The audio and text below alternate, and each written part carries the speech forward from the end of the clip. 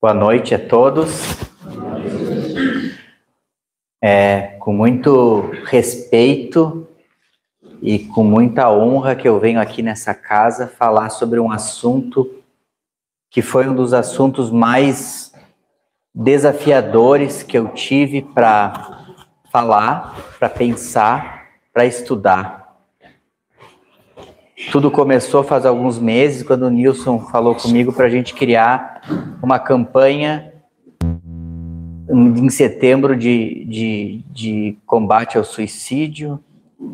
E nessas conversas a gente quebrou a ideia de suicídio. A gente vai falar sobre a celebração da vida.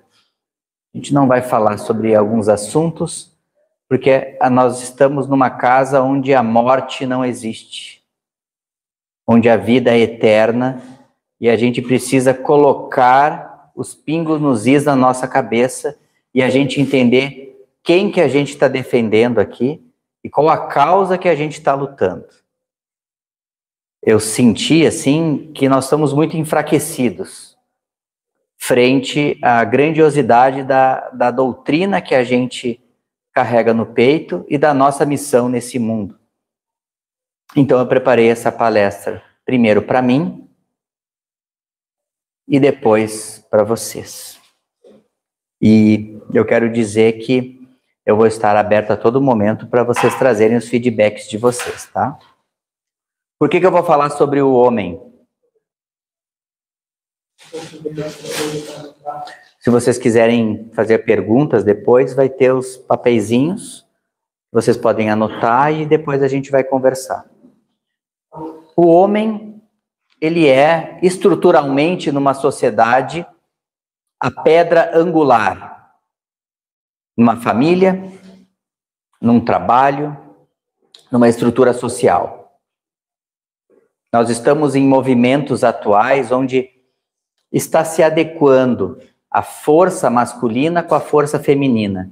E graças a Deus, nós estamos aprendendo a respeitar muito mais o sexo feminino, criando o valor de respeito e de amor que Jesus sempre ensinou. Porém, existem certas premissas e certas estruturas biológicas e sociais que são extremamente importantes que a gente relembre. E o homem tem uma força. Jesus era um homem. Os profetas eram homens. Essa força de autoridade e criação, ela precisa ser explorada no sentido adequado, para a gente não se enfraquecer, para os nossos lares não perderem a força, para a nossa estrutura social não entrar em colapso. E por que eu digo isso? Porque 80% das pessoas que tiram as suas próprias vidas são os homens. Então, se nós estamos num mês para buscar tentar vencer essa sombra, a gente precisa entender por que 80% das pessoas são os homens. Por que essas pessoas existem? E por que a gente, numa sociedade como essa, consegue escapar por os nossos dedos tantas almas com essa tragédia que é o suicídio? Então, nós vamos falar um pouquinho sobre os homens, que são os guardiões do lar e são os guerreiros de Jesus. Por que é tão complexo falar sobre o homem? Porque o homem aprendeu a ficar quieto. Quando as coisas estão difíceis, o homem fica quieto. O homem não consegue trabalhar os seus sentimentos porque ele não foi educado para isso. Ele foi educado para quando ele está triste ou com medo, ele se calar e ser corajoso. E a gente aprende a fazer assim. E muitas vezes, pelas tribulações da vida, a gente chega ao extremo, até o limite do silêncio e do que está tudo bem, até quando vem e desmorona. E é muito comum vocês ouvirem falarem, estava tudo bem até ontem. E do nada, ele se matou. Ou do nada ele entrou em colapso, ou ele entrou em surto. Vocês já ouviram algumas histórias parecidas como essa? Por quê? Não é do nada.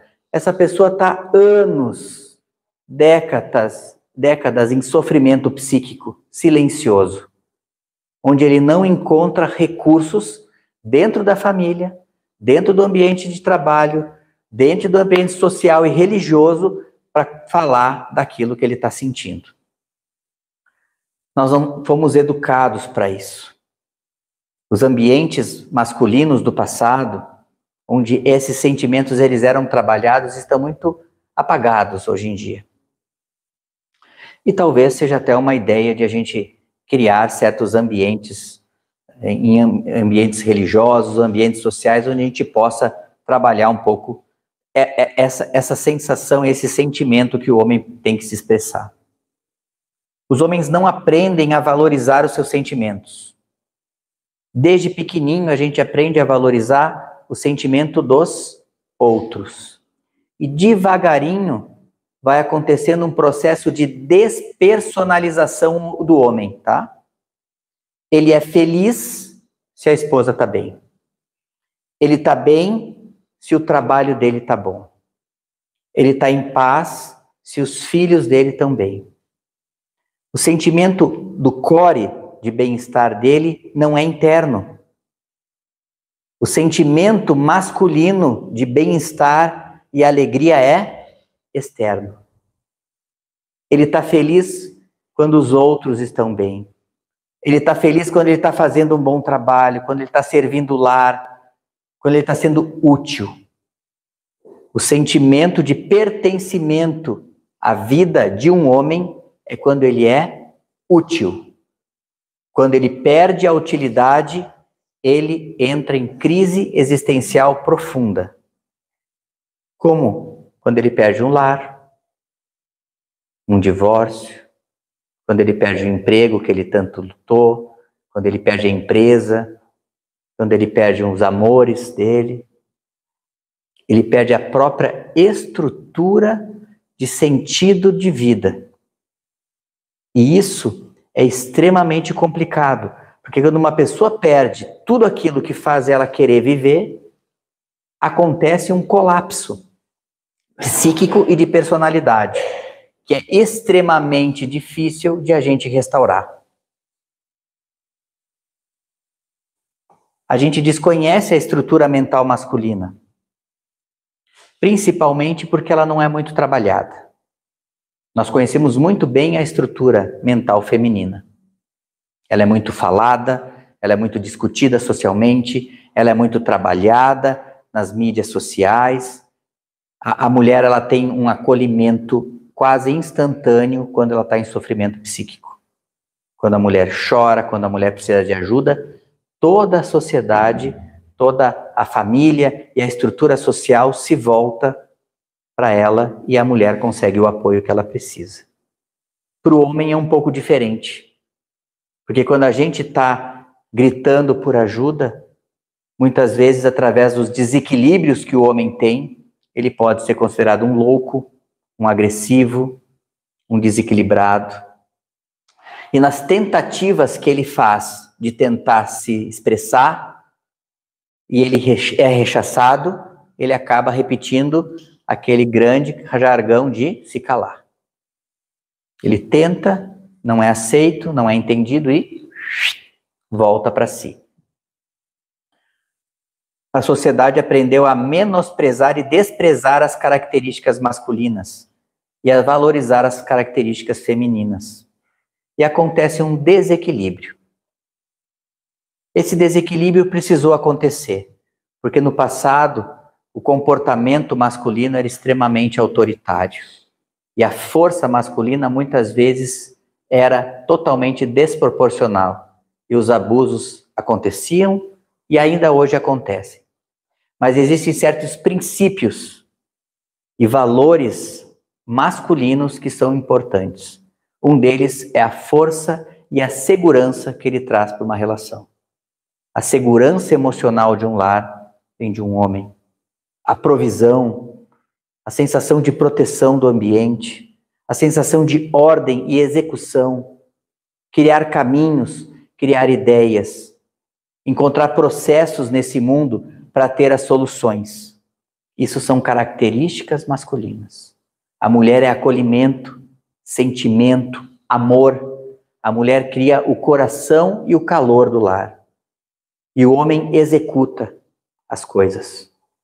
Nessa grande harmonia acontece essa grande ligação e a força amorosa da família. Perdendo essas características, acontece o desbalanço. Como é que os homens funcionam, então, né?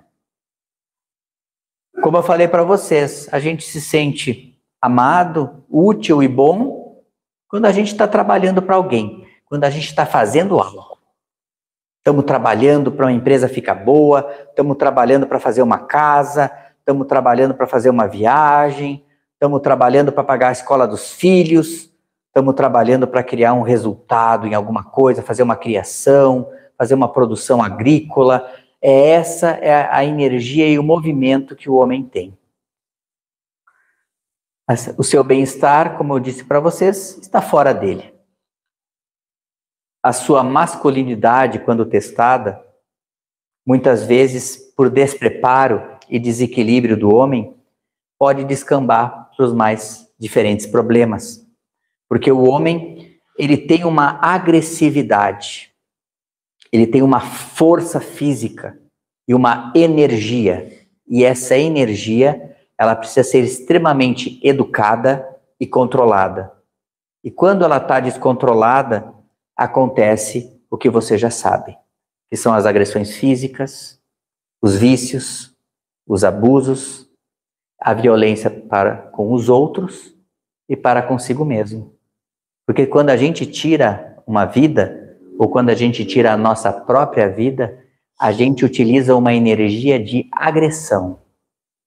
E essa energia agressiva, ela tem um princípio masculino, tá?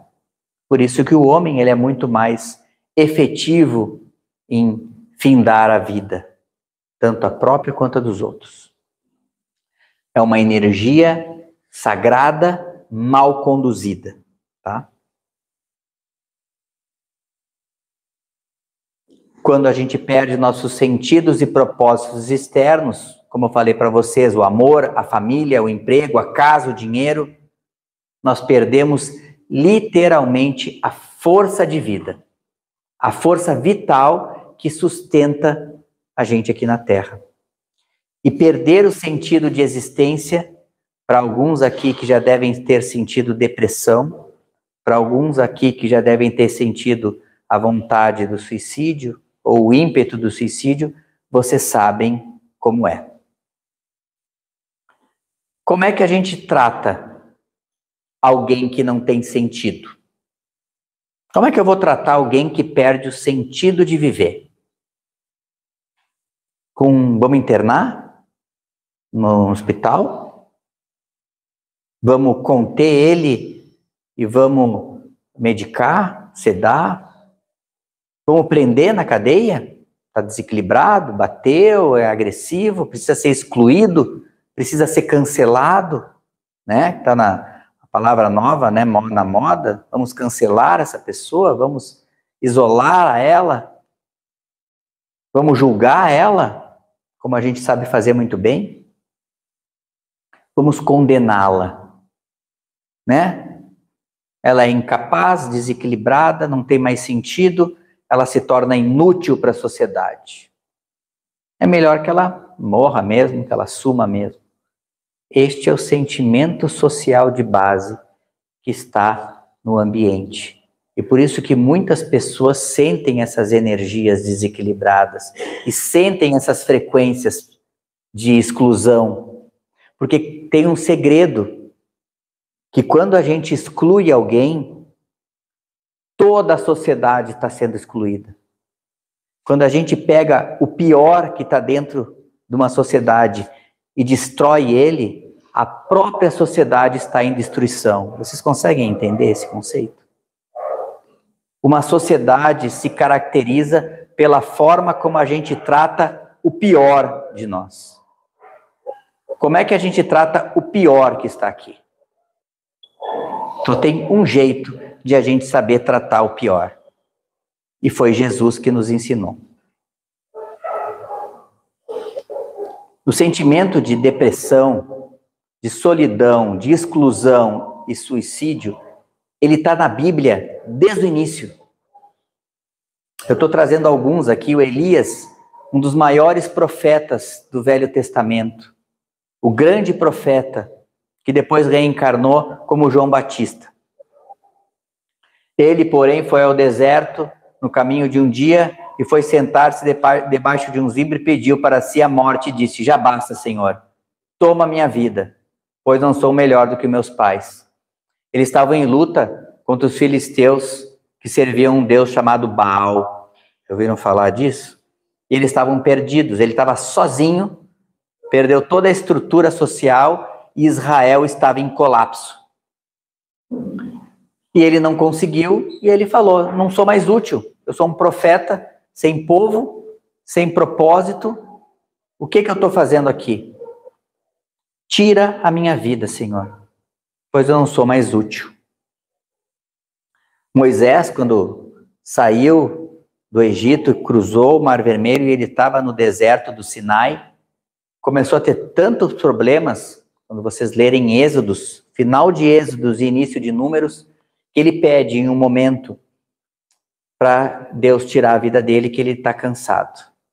Porque ele estava com revoltas internas com os judeus, ele estava com os povos da Península do Sinai atacando ele, em um ambiente sem comida, sem água, e com uma estrutura extremamente carente. E ele foi considerado culpado por tudo que estava acontecendo. Ele pediu para morrer também. Jonas, ouviram falar do Jonas? Jonas também foi um profeta que tinha um propósito, que era servir a Deus, e Deus manda ele para Nivi, e ele não quer ir, daí ele foge, e a vida dele dá tudo errado. O peixe come ele, se lembra que ele fica lá 3 dias na barriga do peixe, o peixe gospe ele de volta, até o ponto que ele pede para morrer. Porque ele não suportava mais as dificuldades da vida dele. Por que eu trouxe alguns elementos bíblicos? Para mostrar para vocês que até essas pessoas extremamente estudadas, mediúnicas daquela época, os líderes religiosos de uma nação inteira sofriam com essa sensação, sofriam com essas transições, com essas crises profundas. Pela própria mediunidade de característica deles, eles sentem a frequência do ambiente. E muitas vezes eles sentem o peso daquela situação crítica. E hoje, no ambiente que a gente está, os médiums sentem muito. Muito mesmo. E médium homem, muito também, tá bom? Então, para a gente curar uma ferida de sentido existencial, para a gente curar algo extremamente profundo na alma, a gente precisa encontrar um objetivo digno para viver. Já ouviram falar desse cara, Viktor Frankl? Alguém já ouviu falar? Eu vou contar a historinha dele rapidamente. Ele é um psiquiatra judeu, que ele foi preso na Segunda Guerra pelos nazistas e ele passou em 3 campos de concentração. Dentre deles, um deles era Auschwitz. Lá, mataram a esposa, toda a família, todos os amigos e conhecidos dele. E naquele ambiente de extrema carência, de perda completa da dignidade humana, ele começou a desenvolver um método mental para tentar sobreviver. E ele criou a logoterapia. A logoterapia é um processo terapêutico, psiquiátrico e psicológico que foca na busca de um sentido existencial para você enfrentar os problemas da vida, tá bom? E ele, através da cabeça dele, conseguiu encontrar um sentido para viver, e ele escreveu um livro chamado Em Busca do Sentido, que eu recomendo que todos leiam, que conta a experiência dele até o desenvolvimento dessa ideia. Ele era judeu, judeu acredita em Deus, e ele utilizou as forças máximas da fé que ele tinha e que ele professava em Deus para poder sobreviver. E o que salvou ele foi o sentido metafísico de Deus na vida dele, tá? O sofrimento dele tinha um propósito divino e ele aguentou. Nós não vamos viver em um ambiente livre de problemas. Os mais jovens acham que talvez não vão ter problemas. Quem é mais velho aqui sabe que a vida é um acúmulo progressivo de problemas. E que no final da nossa vida, nós estaremos com mais problemas do que quando a gente está na juventude. Então, a nossa vida é uma problemática que vai aumentando de complexidade. Nós não temos como nos livrar de problemas. Pelo contrário, eles vão aumentar e aumentar a complexidade. Então, somente através de um objetivo digno, extremamente profundo e fundamentado, a gente vai conseguir querer viver. A perda de sentido existencial é a pior dor que alguém pode sentir. É tão profunda a dor psíquica que querer tirar a própria vida é o alívio, tá? Os homens, eles são de 5 a 10 vezes mais propensos a vícios, e vícios mais pesados, e vícios que levam à morte, ou ao suicídio indireto. Por isso que eu estou trazendo para cá.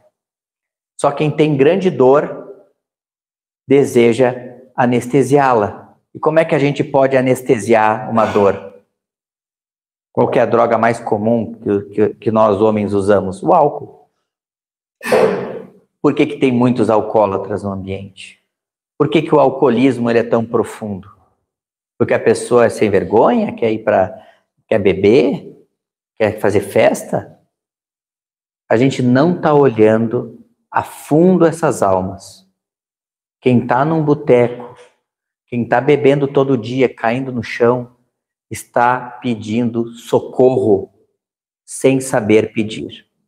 Está com uma dor tão profunda que não sabe o que fazer a não ser usar isso. As drogas, como é que a gente vai trabalhar o vício de drogas? A gente vai ter que trabalhar o sentido existencial dessas almas, desses jovens, desses adolescentes que estão sendo crescidos ao vento, sem nenhuma estrutura para mostrar para eles um caminho sólido a seguir.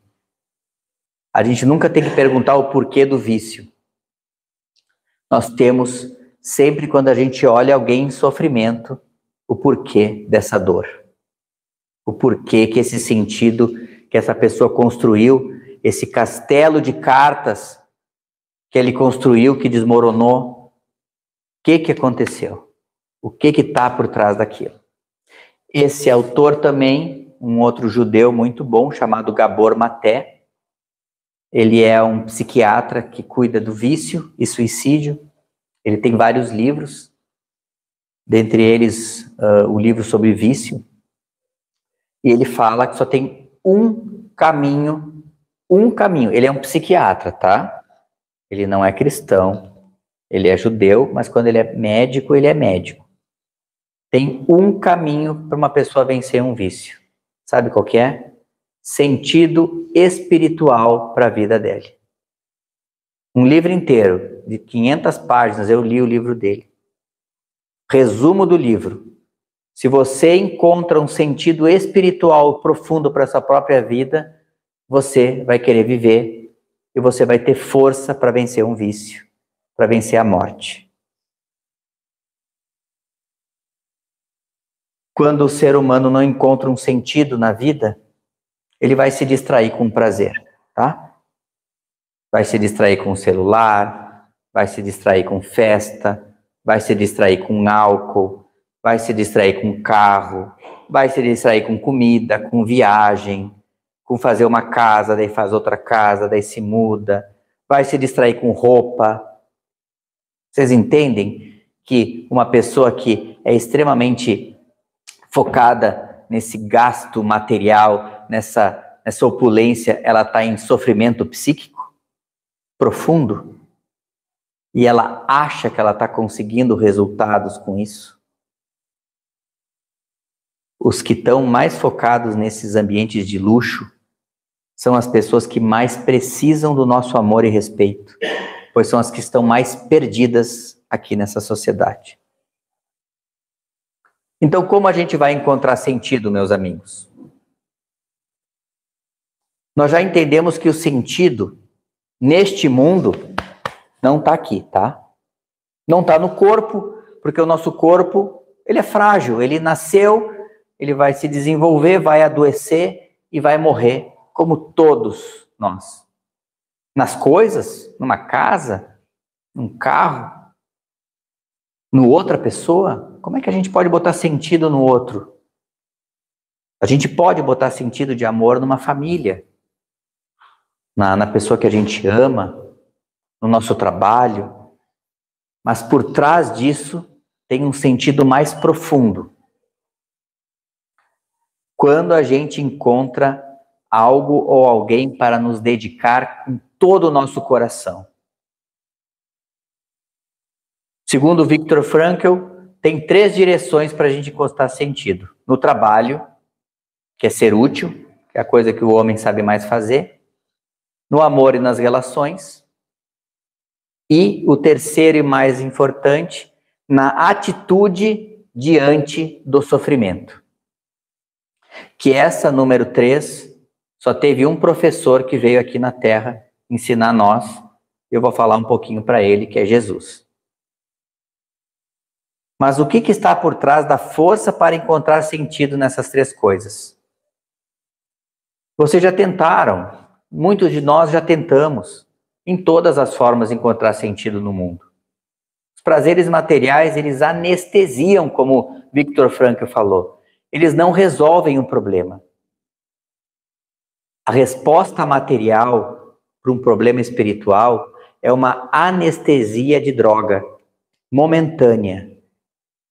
Uma roupa nova, uma casa nova, dinheiro, são alívios momentâneos do nosso vício para conseguir um sentido aqui material, tá bom? Não é diferente de uma cachaça, tá? Não é diferente do crack, tá bom? É pior, porque é mais sutil. E o que acontece? Graças a nosso Senhor Jesus, esse mundo é frágil e transitório. Então, as nossas construções nesse mundo, felizmente, desmoronam. E desmoronam, e desmoronam. E graças a Deus a gente cai, e a gente cai. Quando a gente para de querer fazer uma construção em algo transitório, as coisas começam a melhorar. O nosso espírito não quer coisa física. Vocês sabem disso já. A gente não quer físico. A gente quer um sentido espiritual para nossas vidas. O sentido é espiritual. O nosso sentido é encontrar Deus em nossas vidas. E esse sentido, ele foi vivido, exemplificado por Jesus. Até hoje, eu não encontrei nada próximo do que Jesus fez e ensinou para mostrar o sentido que nós precisamos, principalmente os homens. Jesus é a figura central e a base da filosofia cristã. Allan Kardec só tem o nome lembrado, ele só é lembrado hoje porque ele entendeu durante as comunicações espirituais que Jesus era a pedra angular do espiritismo. Tanto é que ele estruturou todo o espiritismo através do Evangelho segundo o Espiritismo. E ele falou que aqueles valores morais são as únicas linguagens universais para a gente conversar entre as pessoas. Está lá na introdução do Evangelho. Quem puder ler, leia. Sem Jesus, não há estrutura. Chico Xavier falou: qualquer sociedade, qualquer família, estrutura social, de trabalho, empresarial, em que não tem um valor crístico embaixo, ela é frágil e ela desmorona. Quando a gente entende o pensamento de Jesus, a gente entende o porquê da força que Jesus tinha. Jesus, vocês concordam comigo, foi o homem mais forte que nasceu nessa terra. Ele tinha uma fé inquebrantável. Através da obediência a Deus, ele não cedeu 1 milímetro nas palavras e na fé dele. E ao mesmo tempo, manso. Ao mesmo tempo, uma autoridade moral tão profunda que estremecia todos, mas sem uma gota de agressão. Essa é a força masculina que a gente vai ter que começar a explorar. Você sabe o que é manso? Bem-aventurados os mansos, porque herdarão a terra. A tradução de manso, do hebraico, significa aquele que é forte, mas que resolve não lutar. Não é manso como vocês imaginam aqui. Não é coitadinho. Manso para um judeu, no sentido do que Jesus quis dizer no Mateus capítulo 5, é aquele que tem a força para destruir, mas opta por não fazê-lo. Opta por receber a agressão. Está aí a força dele. Unir a ideia da espada e força masculina com a mansidão e não violência. Jesus foi o primeiro que usou o termo espada como força moral e não como força física. Hoje nós temos espadas espirituais, espadas de força que são invencíveis, que são as espadas da palavra de Deus, da atitude, como Viktor Frankl falou, para a gente ter perante as dificuldades da vida. Essa é a maior força de guerra que a gente pode ter. E quando a gente entende que isso é uma postura masculina, a gente pode incorporar essa energia com força e não nos sentir coitadinhos. Aqueles que têm poder ou força, mas escolhem por não usá-lo para agredir, mas sim para manter a paz, serão abençoados e herdarão a terra. Este é o sentido hebraico dessa frase. Essa interpretação ética é extremamente importante, porque ela bate no coração do homem, de todos os homens que estão aqui. Vocês têm sim a força física para bater. Eu acredito nisso. Vocês podem bater, vocês podem lutar, vocês podem pegar uma arma e atirar. Eu acredito que vocês têm essa força. Mas vocês têm uma força maior ainda, que é a força moral de mostrar que através da mansidão de vocês e da obediência às leis de Deus, vocês serão maiores. E aí a gente começa a incorporar a força de Jesus nas nossas vidas. Nós vamos começar a viver por Jesus, viver pelas suas leis. Um homem inofensivo não é um bom homem. Um bom homem é um homem muito perigoso, que se controla voluntariamente. É um guerreiro com a espada dentro da bainha. Jesus tinha mais poder que qualquer rei, mas ainda assim não usava tiranicamente. Esta é a equação da virtude masculina que a gente precisa entender. Eu vou citar agora alguns exemplos de alguns homens que souberam utilizar essa força moral. O que esses poetas querem dizer? Por que eu trouxe um pouco dos poemas? Porque o nosso coração, ele funciona com o ritmo da poesia, da música. Então, sempre que vocês estiverem em situações complexas, utilizem a música e a poesia e exemplos para poder buscar essa força. Quando a gente enfrenta o mundo com as armas espirituais que Jesus nos ensinou, nós começamos a nos tornar invencíveis. Invencíveis no sentido que nós não vamos cair, nós não vamos nos abalar. A gente pode cair, tropeçar, mas a nossa estrutura espiritual é tão profunda, a nossa fé é tão profunda, que a nossa força de nos reerguer sempre é maior. Então, o que é ser humano? O que é ser um homem? É o que a gente decide ser. Vocês entendem por que é tão importante a filosofia cristã? Quando, nas mais variadas linhas filosóficas, todos nós aqui escolhemos Jesus, né? Somos unânimes, estamos aqui num centro espírita, porque nós escolhemos as filosofias que Jesus nos ensinou. Então, o que vocês decidem ser? Cristãos. E se vocês decidem ser cristãos, vocês vão incorporar os valores do cristianismo no coração de vocês. E esses valores são inquebrantáveis, infinitos e invencíveis. Incorporam e sintam essa força dentro de vocês. E não tem o que abala mais.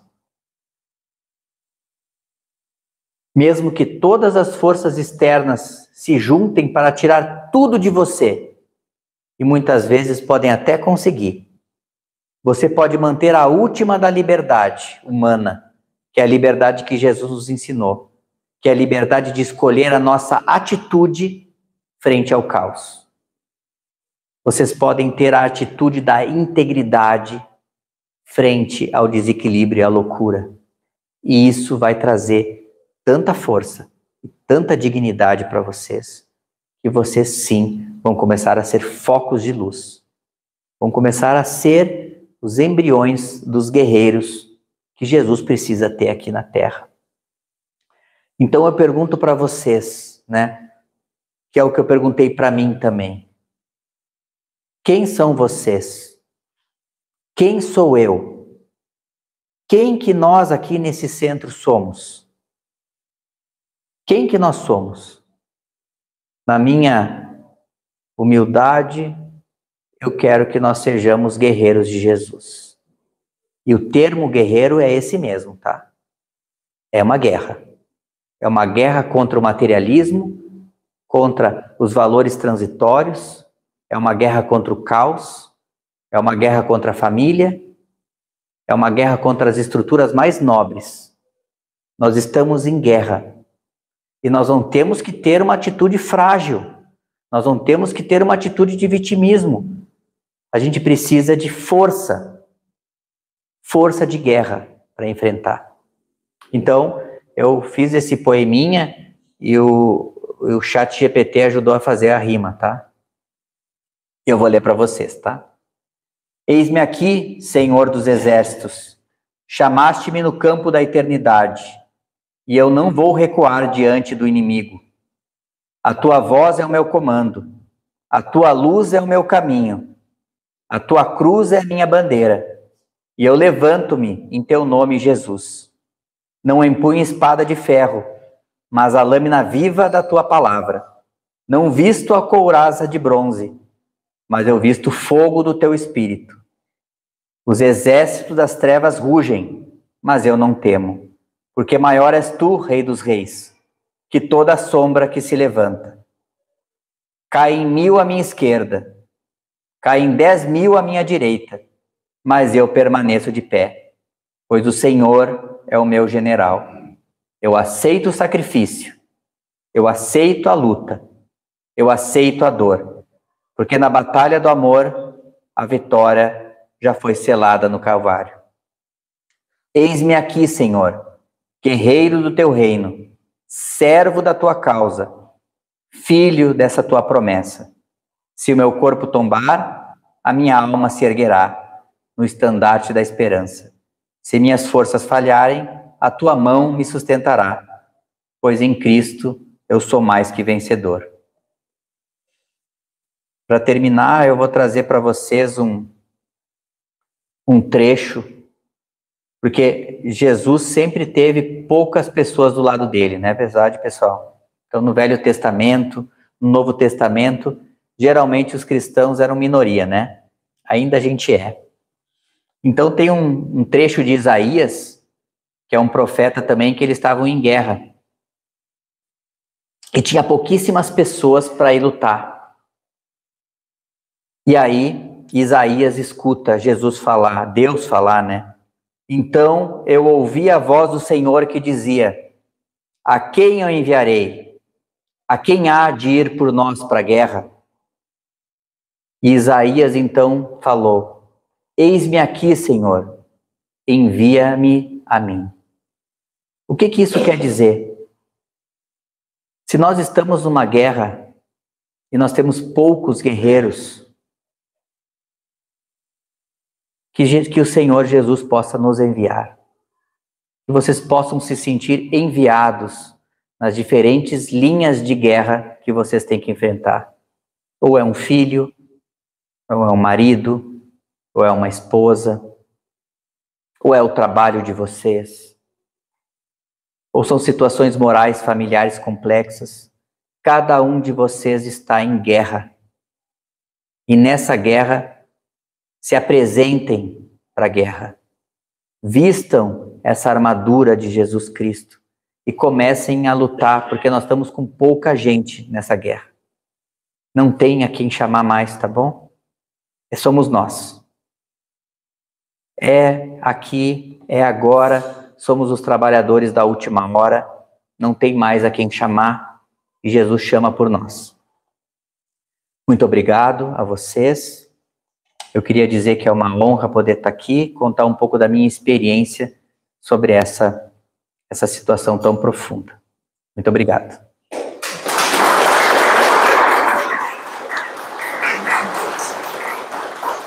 Eu vou ler algumas perguntas que surgiram aqui, tá bom? Sobre o tema. Quem se suicida é fraco? Pelo contrário, tá? Vocês já tentaram pegar alguma faca ou alguma agulha e tentar se cortar? Alguém já tentou fazer isso? Instintivamente, a gente tem um mecanismo de defesa cerebral, tá? A gente precisa de muita força psíquica. A gente precisa de muita coragem para cometer um ato desses, tá bom? Não é fraco. O que eu posso dizer é que um suicida é uma pessoa exausta, tá? É uma pessoa que tentou, e nos olhos dele não encontrou saída. Por isso que nós estamos aqui. Nós somos a saída dessas pessoas.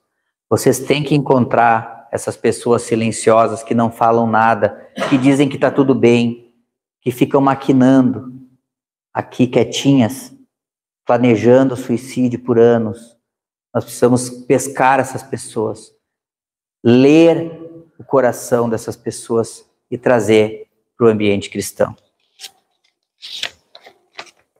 Como identificar os sinais de um possível suicida? O suicida tem a mudança de comportamento, às vezes. Para o homem, muitas vezes, a pessoa que reclama demais, o homem às vezes está reclamando demais, está muito desequilibrado, e de uma hora para outra ele fica quieto. Muda o padrão. Às vezes pode ter mudança no comportamento da roupa, para de tomar banho, para de se ter o autocuidado, muda os comportamentos. Uma das grandes sinais é o isolamento, tá? O isolamento dos amigos, da família, porque realmente o isolamento mental, ele faz com que intensifique-se os processos obsessivos, tá? Em grupo é mais difícil de acontecer certos surtos psicóticos e esquizofrênicos, tá? Por isso que é muito importante, quando a gente percebe qualquer sinal, incluir, tá? É o oposto do que a sociedade faz, tá? Inclui, traz para dentro. Vai trabalhar junto, vai trazer junto para o centro, vai conversar, inclui essa pessoa, tá? E você entende que a ausência do pai pode incentivar o jovem ao suicídio? Sim. Como eu falei para vocês, a palestra de hoje é sobre homens. Na minha humilde opinião, a força masculina dá a sensação de segurança no lar, tá? Todas as pessoas precisam de um ambiente de segurança. Quando não tem o homem na família, que é normal, às vezes o pai falece, ou há um divórcio, ou há uma ausência, a gente, intuitivamente, na nossa sociedade, a gente criou um pai lá em cima, tá?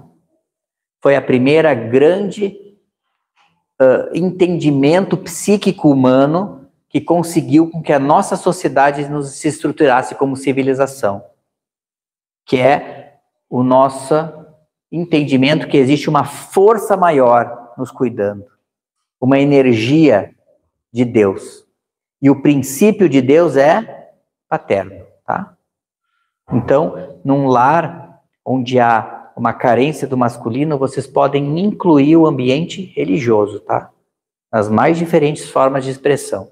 Então, trazer Deus, culto do evangelho no lar, conhecer as histórias de Jesus, dos profetas, conhecer essas histórias profundas da Bíblia, porque muitas delas ressoam com o que vocês estão vivendo, tá?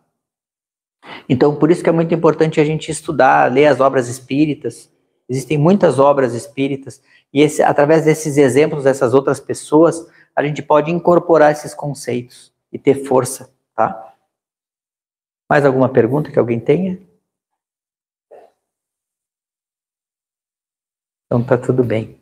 Então eu queria agradecer a vocês mais uma vez pela oportunidade de falar. Fico à disposição aqui para a gente ter outras dúvidas se vocês quiserem. E essa palestra vai estar no nosso canal, né?